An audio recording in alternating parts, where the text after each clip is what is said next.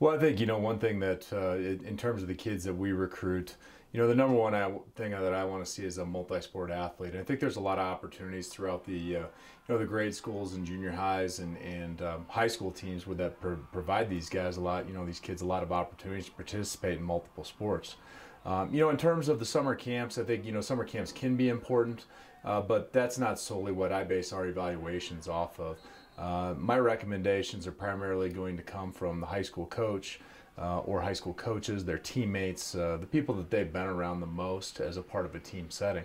In the camp setting, it's an opportunity for us to look at kids a little bit closer, but we're also not seeing them compete in an 11-on-11 situation.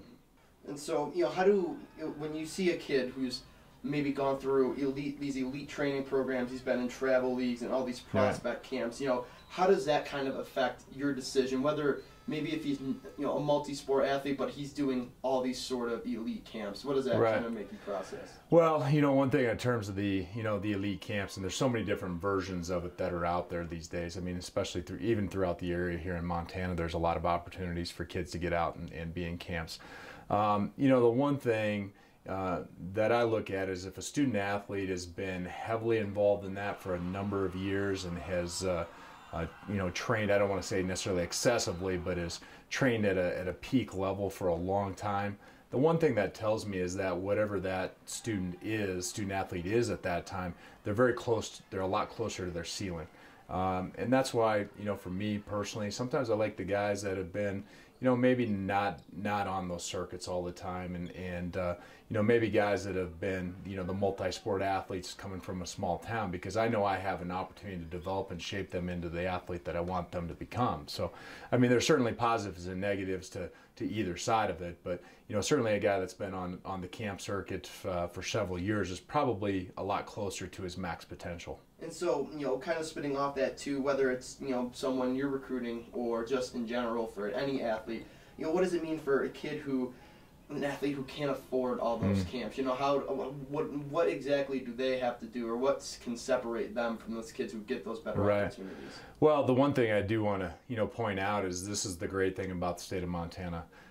In our state, there are 7 universities that have college football. That is really actually, and for a population base in the entire state of just over 1 million people, that's highly unusual. You'll go through other much more vastly populated states that have way fewer opportunities for kids. And so the one thing I would say in terms specifically of football and other sports in the state is if you truly want to play, you're going to get an opportunity. I think the relationships between the college coaches in Montana and the high school coaches in Montana is very strong. So I'm going to go back to the coach recommendation, and we're going to go see every high school coach in the state. I think it's really hard in our state to get completely missed. Now, that may not be true in more heavily populated states in our surrounding areers. When you see a kid who maybe as you're recruiting, he's got that good coach recommendation, but you see he's kind of been on this circuit, and this whole parents been spending money to give him these opportunities. As a coach, where do you draw the line as if, that maybe this kid has done a little bit too much and you're worried about what maybe he brings to the table in terms of his overconfidence? Yeah. I think the thing that happens to every, no matter what context, whether we've seen them at a lot of camps or not, I mean, every student athlete, when they step on a college campus, is going to go through a very similar experience, meaning you're the low man on the totem pole, you've got to climb your way up, nothing's going to be handed to you, you've got to work for everything. And so what it really boils down to me is just true, raw, blue-collar work ethic. And I don't want to say that kids that are at camps a lot can have that type of work ethic, but just the normal kids that don't have those opportunities can also have that work ethic. So in terms of me drawing a line, for us, it's always going to be find the best student athlete. It's great in the classroom, that's got high character, and that's going to be the overriding factor for us.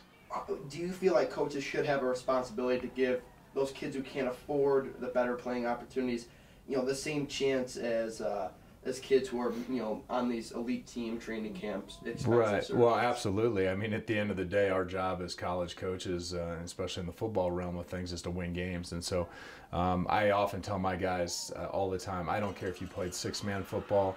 I don't care if you play at the highest level of football in California. That's irrelevant to me, because at our place, the best man's going to play. And so I look at the core context of our team that we have now. I've got a ton of 8-man guys and guys from small towns that have turned into, elite all-conference performers. And so just really doesn't matter to me where you come from. It's just, that you meet our certain standard and our metrics. And if you do that, then you can be a part of our team and help us be successful. Do you feel like those kids who maybe don't have those opportunities to play with these expensive camps, do you feel like, in your experience, your time coaching here, do you feel like they come in with maybe not that chip on their shoulder, that little bit more grit, hardworking attitude?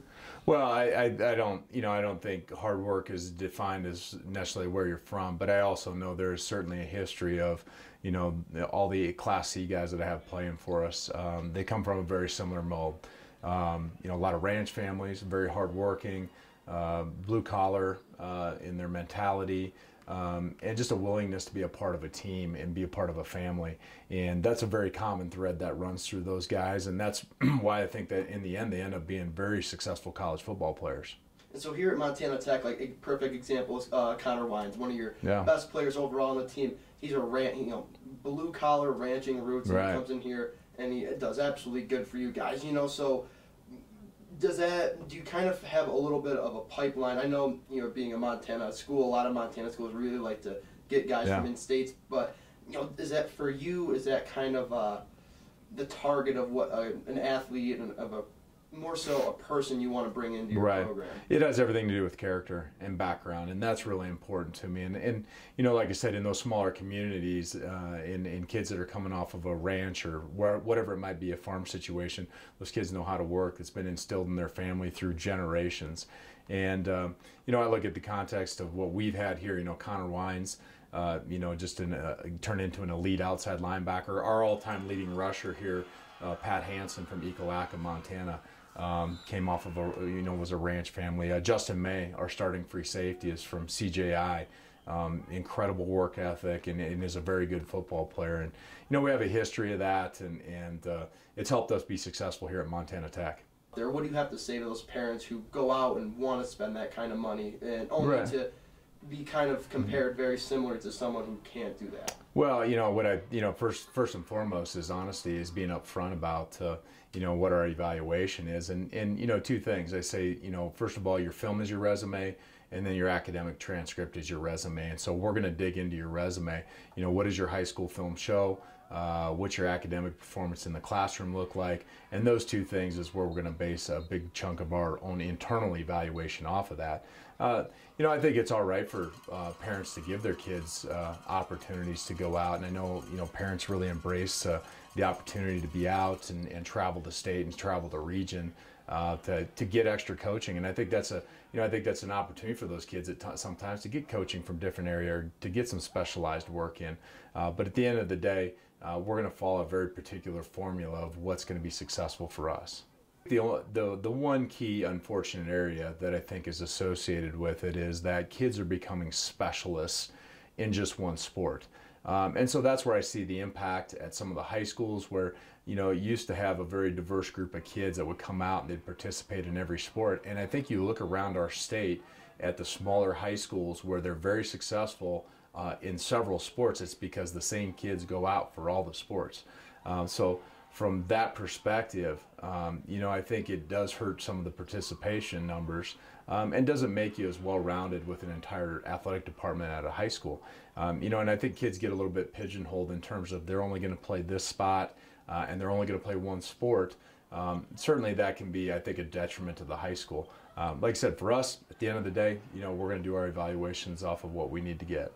Do you think, high school should implement rules about resolving this whole, big money being spent on youth sports, which in turn kind of would affect the college level? Well, the thing I'd always say is at the end of the day, you can spend all the money and resources you want, but at the end of the day, it's not going to guarantee your son or daughter a college scholarship or guarantee them an opportunity.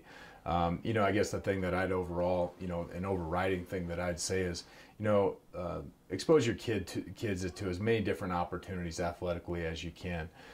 In terms of the high school associations making a decision in terms of restrictions, I think that's very challenging and very difficult. I think there's certainly a trend that started that's going to continue.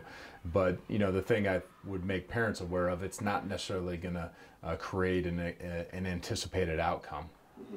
And then my last thing is, you have any final thoughts you want to add about this, or? Yeah, I mean, it's certainly a big thing I see with my own kids. I mean, I see my own daughters playing, travel sports now, and the one thing that it certainly it's time consuming. And, for me personally, I want to make sure I get plenty of time of camping and fishing and spending quality time with my kids outside the realm of sports, and certainly has an impact. There's no doubt about it. I mean, how important do you think that is? I think that's critical. We're always looking for well-rounded, individuals, well-rounded human beings. I mean, there's so much more depth to a person than just playing a sport. It's about what your character is, how much you care about other people around you. Do you understand being a part of a family? And I think a lot of those life experiences certainly come into play when they arrive on our campus.